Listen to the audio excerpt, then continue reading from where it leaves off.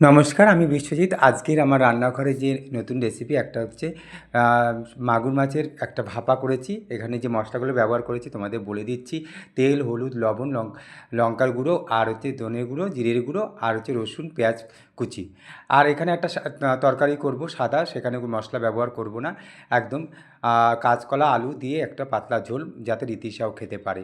আর আমি মাছগুলো পরিষ্কার পরিচ্ছন্ন করে ধুয়ে ভালো করে নিয়ে নেব, কারণ কি মাছের গায়ে একটুখানি লবণ দিয়ে ওইগুলো একটু ডলে নেব।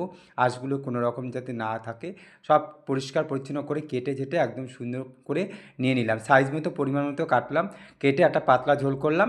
আর একটা হচ্ছে আমি তোমার কৌটো ভাপিয়ে নিয়েছি মাগুর মাছটা। আর যা যা উপকরণ ব্যবহার করেছি তোমাদের তো বলে দিলাম। তোমরা এরকম একটা সহজ পদ্ধতিতে রান্না ট্রাই করো, খুব ভালো লাগবে।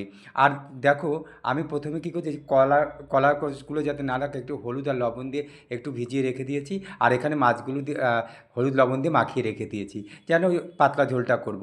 কেমন লাগলো দুটো আইটেম তোমরা অবশ্যই জানাবে।